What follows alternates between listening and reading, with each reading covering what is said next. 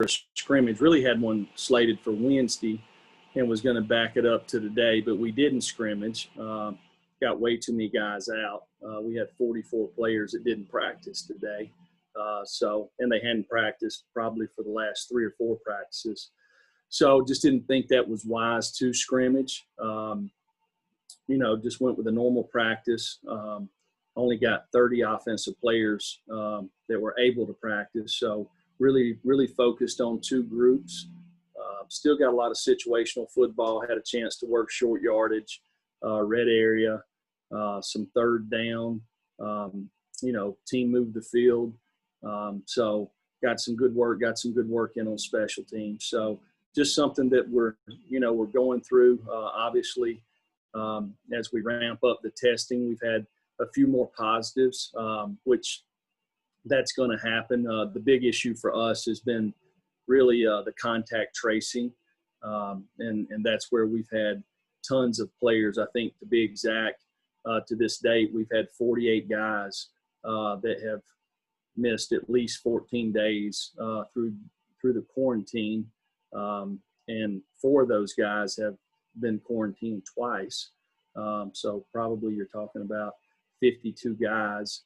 In that, 2 of the guys that were in quarantine self-reported. They were around somebody with COVID. And in the testing, they ended up showing up that they had it. But the other 50 guys, we've had 1 out of 50 that has eventually tested positive for COVID. So just trying to get through the contact tracing. And when a guy misses 14 days of practice or 14 days of training, starting over, and it's kind of had a cumulative effect a little bit with a few injuries here and there, nothing severe, but some guys that's had to miss some practice time. So it's definitely been challenging, and we've got to continue to improve as a football team, and just figure out the circumstances and figure out a way to be productive in them.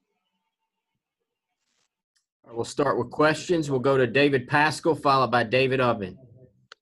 Hey, Jeremy, I was going to ask before you reeled off all those numbers, but if I had to ask, we're kind of at the calendar where you're halfway between the start of preseason camp and the season opener. If I had to ask your biggest concern or concern area, and I mean, obviously these numbers, you never know when they're going to spike, but is there a concern area of your team that you could detect at this point? Well, we've had very few COVID cases. We didn't start until July. That's the first time we had a COVID case. So we didn't have much experience in the month of June, but with the contact tracing and the numbers as they add up, it's been very tough to prepare a team to be able to play. We get 25 practices. We'll probably end up practicing maybe 20 to 22 times. Unless we have something change over the next couple of weeks. So, we're learning as we go. And as a quick follow, when does South Carolina, would you turn to them next week, or would that be the week after that? When do you start implementing a little practice on them? Well, we've had to do a little bit along the way. We've got certain positions that we're going to rely on guys that don't have a whole lot of experience, so you don't know when somebody gets hit with a contact tracing and they're in quarantine for 14 days. There may not be physically anything wrong with them, but they may not be able to come out of quarantine to the Wednesday before the South Carolina game. So just trying to, give the guys a little bit of the game plan, because we're approaching it one game at a time. That's the game we're focused on. So we've really kind of already started a little bit. David? Jeremy, yesterday the Big 12 announced their plans. They have minimum thresholds for games to still be complete. I think they agreed on 53 total players. You have to have a minimum of 7 offensive linemen, 4 interior defensive linemen, and 1 quarterback. Do you have any sense of what you would like to see for the SEC to have a minimum threshold, and what you would be saying that? I mean, I don't know exactly what that would be. To me, it's first of all, the safety of the kids, right? When you start reducing the numbers and you start getting the workload that comes in preparation, these guys are not professionals. They need to work on fundamentals, the details. They need to learn how to play because you got guys that maybe have been in the program for 4 years, and you got guys that's just got here. So when you start lining them up beside each other and a guy goes the wrong way, that's when you get guys hurt. So, we've really tried to take advantage of our walkthroughs to teach the guys so we can eliminate mental errors. But, at some point, you got to be able to block. You got to be able to tackle. You got to be able to secure the football. You got to be able to create turnovers. That's really what football is. We'll go to Blake Topmeyer, followed by Gustavo. Yeah, Jeremy, of the 44 guys that didn't practice today, do you know how many of those actually have tested positive versus how many are in there because of quarantine rules? The total number? Yeah. Yeah, well, all those guys are not COVID related. Some of those guys are, whether it's soft tissue injury or, Austin Pope, he's got his back there.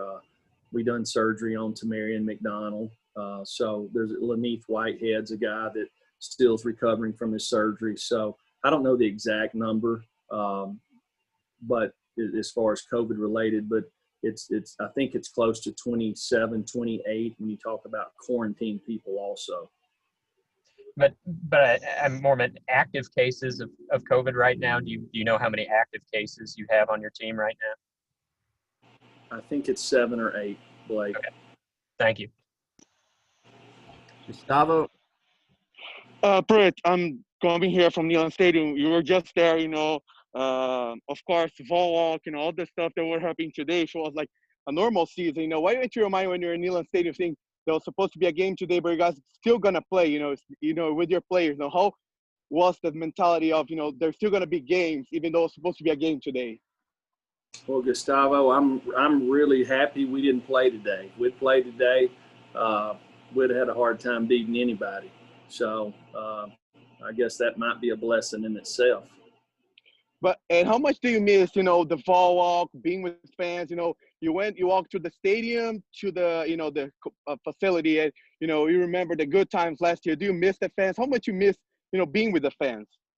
Yeah, absolutely. The Southeastern Conference, the pageantry that goes with the games, the fans, the competitiveness in each game, even going on the road is a whole lot of fun, So absolutely, it's something that, I love to experience. I love to be a part of. I'm thankful that I get a chance to be a part of it. But yeah, it's we're not doing it right now, and there's lots of things that are not normal right now, and we're all learning to adapt and figure out a better way. We'll go to Trey Wallace, followed by Brent Hubbs. Jeremy, can you talk about at least the quarterbacks, if what you saw out of them today? I know you're not getting a lot of work if you don't have an offensive line or whatnot to protect for the quarterbacks, but just their progression, especially we spoke with Jared Garantano yesterday, and he talked about how much confidence he has now in the playbook, and he's able to see the field a lot better. So if you could maybe talk about them just for a little bit. Well, it's frustrating when you can only practice with 2 groups because, we have 4 quarterbacks. So that means 2 guys are not getting the reps that they need to be getting, and it's hard to develop as a football player without practicing. So that's frustrating, trying to share the reps in there. But, we've got a plan, and we've continued to work that plan. And, really probably, the last 3 practices, Brian Maurer has not done much. He's had a little bit of a hamstring issue. So the other 3 guys have taken the majority of the reps, with Jarrett taking the most, obviously. But those guys continue to improve. It's a challenging deal when you talk about the makeup of the offensive line and then wide receivers. We've already got a young group out there And when you throw in guys that possibly have to miss a day or two here or there, just the timing of routes, understanding having bust out there. So something that we've continued to work hard to improve. I had a follow-up real quick. With the new testing protocols that are coming out with the SEC, and I know the problem that you ran into with players being out today, do you think that'll actually end up helping you getting the results back a lot quicker in a sense, and then trying to figure out how you're going to go about a game plan for a football weekend? Well, I think the testing protocol is the same for everybody. Right. The thing to me that probably is not consistent, and it's not consistent in our state, obviously, or nationally, is the contact tracing. It's all based off of each individual county, probably how many cases you have. They're probably a little more stricter. And hey, I'm not a doctor. We just follow the CDC guidelines, right? I'm just giving you the information. So, is Knox County the same as Davidson County? They're playing high school football here, but they're not there. They're not in Shelby County. So, when you start talking about the different states of, South Carolina, Missouri, Tennessee, Alabama, Mississippi, Texas, Florida, Georgia, it's probably different in each one of the universities' locations. Brent? Coach, how would you assess kind of the mentality or the mental state of your team and you guys as a program, given everything you're going through? Fall's supposed to be a creature of habit type time. Everybody's in a set routine. The routines are changing seemingly daily. I know everybody's dealing with it, but how do you think your team's adapting to that, and how challenging is it with the uncertainty day to day? I've really been excited about our offensive unit because today we had 31 offensive players that didn't practice. And these guys continue to play together. They play with an attitude. I've been excited about them. Defensively has been, to me, very disappointing, especially up front. Just lack of physicality to finish. So, it's something that we definitely have to prove on over the next 3 weeks. We'll go to Gentry Estes, followed by Wes Rucker. Yeah, Jeremy, kind of following up on Brent's question there, that the profession you're in, it's so organized and it's so challenging anyway. How much more difficult is your job every day now going through all this? And do you feel like in terms of preparing a team for the start of a season, this isn't like anything you've probably ever gone through before, I have to imagine? No, I'm sure it's like that with everybody in the world with their jobs now. The circumstances of obviously they're different. We're going through a pandemic, and there's nothing to